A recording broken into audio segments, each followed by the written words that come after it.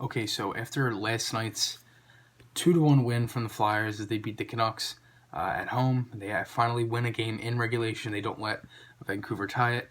I think one of the biggest takeaways from this game was the line of Couturier, Voracek, and Oscar Lindblom generated both goals. Voracek with the game winner, and it was just really solid effort tonight from the Flyers.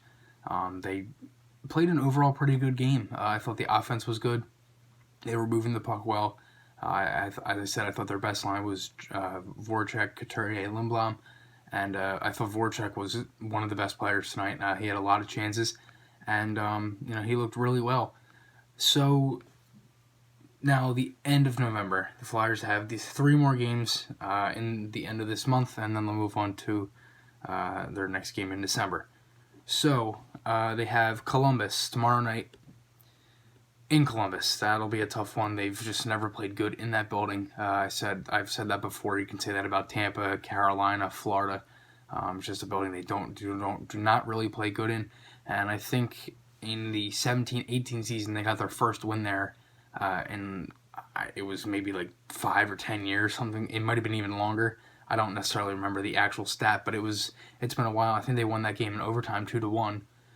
But Columbus, they're a different team this year. No Matt Duchene, no Ryan Dzingel, no Panarin, no Bobrovsky. So as of right now, Columbus, they've played 23 games. They're 10-9-4 with 24 points, and they're on a 1-game winning streak. They beat the Senators the other night, 1-0. Korpisalo got his first shutout of the season. And the Flyers, they are in 5th. They are 12-7-5 with 29 points on a 1-game winning streak with 24 games played.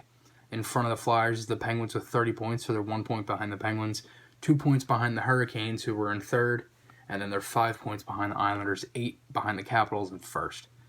So the next game, they have the Red Wings at home on Black Friday at 4 o'clock. So the Red Wings, they are last in the Atlantic right now with 26 games played. They're 7-16-3 with 17 points, and they're on a 6-game losing streak. That's another game that scares me because the Flyers just don't play good against good teams. It doesn't matter if you're home, on the road. For some reason, they just can't win. So they need to come out of that one with a real aggressive attitude, just like they did last night, and they have to get the win.